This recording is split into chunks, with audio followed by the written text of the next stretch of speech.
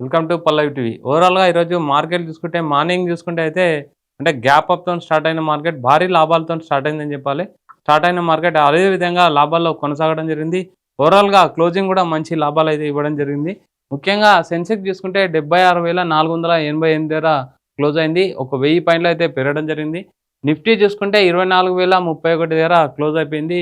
312 పాయింట్లు పాజిటివ్‌నే ఉండడం జరిగింది. తర్వాత అంటే అంటే మిడ్ అండ్ స్మాల్ క్యాప్‌లు కూడా ఐటీలో కూడా మంచి మూవ్‌మెంటం అయితే కనిపించింది. బ్యాంక్ సెక్టార్‌లో చూసుకుంటే 2.29% పెరగడం జరిగింది.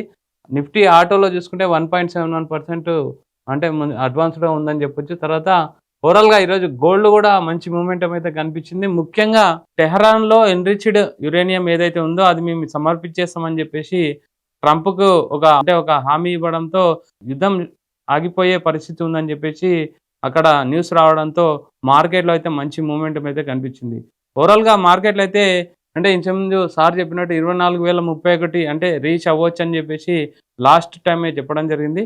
ఓవరాల్‌గా ప్రెజెంట్ మార్కెట్ ఏ విధంగా మూవ్ అవుతుంది? నెక్స్ట్ ఇన్వెస్టర్లు ఏం చేయాలి? గోల్డ్ అండ్ సిల్వర్ పరిస్థితి ఏంటి? నిఫ్టీ లెవెల్స్ ఏంటి? మాట్లాడదాం. మనతో పాటు senior stock market analyst Guruprasad గారు ఉన్నారు. Sir good evening.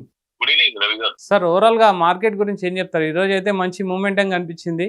ఇది కంటిన్యూ అదే విధంగా ఉండొచ్చా? లేకపోతే మళ్ళీ యుద్ధానికి సంబంధించి ఏదైనా సమాచారం వస్తే వాలటాలిటీ కనిపిస్తుందా? వాలటిలిటీ ఉందండి. ఎందుకంటే గ్యాప్ అప్స్, గ్యాప్ డౌన్ అనేది రెగ్యులర్ గా ఉంది కదా.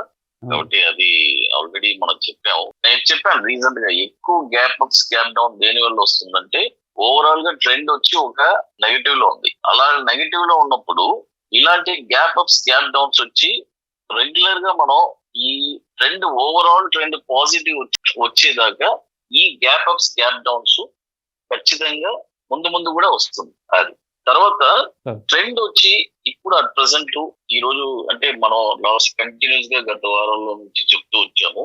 టిల్ ట్రెండ్ పాజిటివ్ వచ్చి జూన్ 10వ తారీఖు దాకా ట్రెండ్ వచ్చి పాజిటివ్ లోనే ఉంటుందండి. ఆ తర్వాతే ట్రెండ్ వచ్చి నెగిటివ్ రావడానికి అవకాశం. అప్పుడు దాకా ఎంత ఏమేమి స్టాక్స్ ఎవరెవరు ఎంతెంత కొన్నారో వాళ్ళందరూ చక్కగా ప్రాఫిట్ బుకింగ్ చేసుకొని హ్యాపీగా కొద్దిగా సిట్ ఆన్ క్యాష్ గా ఉంటే ఇది బాగుంటది అని నా అభిప్రాయం. సార్ అంటే ఈ వీక్ ముఖ్యంగా నిఫ్టీ లెవెల్స్ ఏ విధంగా ఉండొచ్చు? నిఫ్టీ వీక్ వచ్చి ఆల్రెడీ ఒక పాజిటివ్ మోడ్ లోనే ఉంది.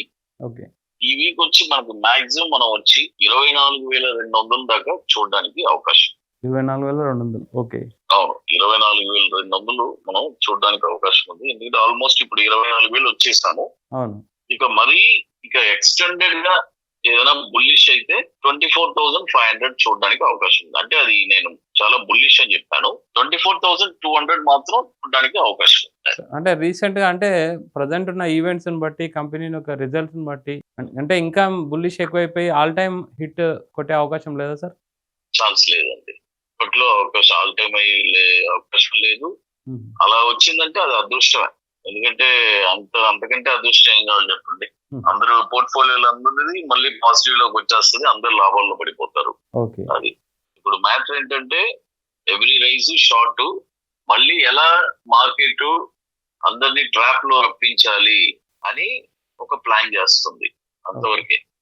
సార్ ఇంకోటి F&O ట్రేడింగ్, ఇంట్రాడే ట్రేడింగ్ అయితే అంటే బాగా వాలటాలిటీ కనిపిస్తుంది. లక్షల కోట్లు అయితే ప్రజెంట్ పోగొట్టుకున్నారు. అంటే మెయిన్ ఇలాంటి టైంలో ట్రేడింగ్ కానీ F&O కానీ ఏ విధమైన టిప్స్ తీసుకోవచ్చు ముఖ్యంగా? లేదండి, ఫస్ట్ అసలు F&O అనేది it's highly volatile speculative product అండి. అది వచ్చి జనరల్ గా అసలు కొత్తగా వచ్చిన వాళ్ళు ఎలా F&O ట్రేడ్ చేస్తారో నాకు అర్థం కాదు. ఎందుకంటే కనీసం అది మినిమం ఒక నాలెడ్జ్ ఉండాలి, లేదంటే ఒక పర్సన్ గైడెన్స్ ఉండాలి.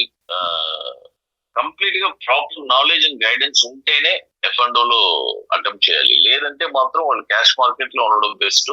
క్యాష్ మార్కెట్ లో బాగా కంప్లీట్ గా నేను మంచి ట్రైనింగ్ అయ్యాను. లాంగ్ టర్మ్, షార్ట్ టర్మ్ అన్ని కూడా నేను కనీసం 3 to 5 years నాకు మంచి నాలెడ్జ్ ఉంది.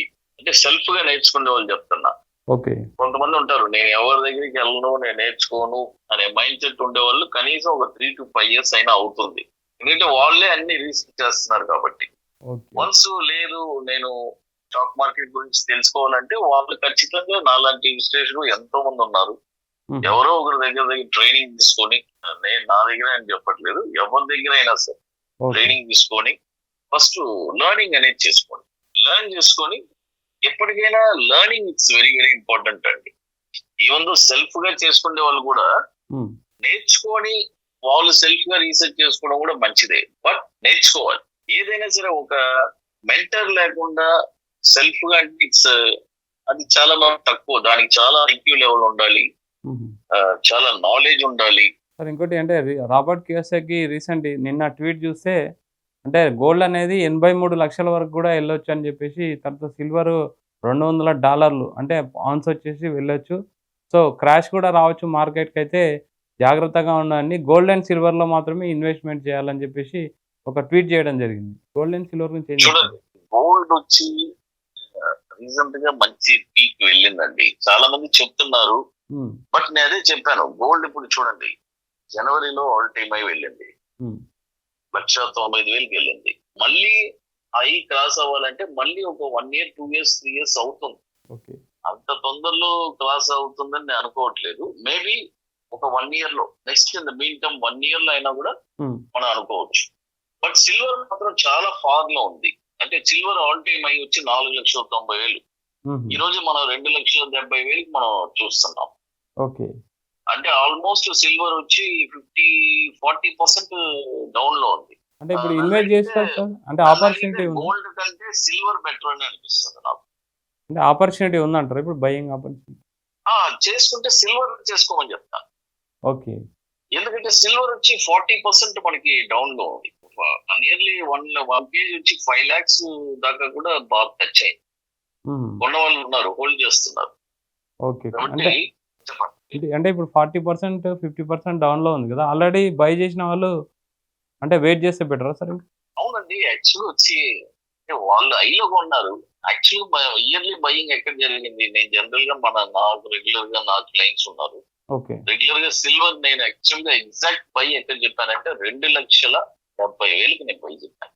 ఉమ్, అక్కడే ఉంది చూడండి. ఏదైనా సరే నా బయింగ్ రేంజ్ లోనే ఉంది. అక్కడి నుంచి జనవరిలో నేను 2,70,000 బై అనేది నేను ఎంట్రీ ఇచ్చాను. ఇయర్లీ ఎంట్రీ రెగ్యులర్ గా మన దగ్గర తీసుకుంటారు. ప్రతి సంవత్సరం ఇయర్లీ ఎంట్రీ మన దగ్గర తీసుకుంటారు, ఓకే. Gold silver.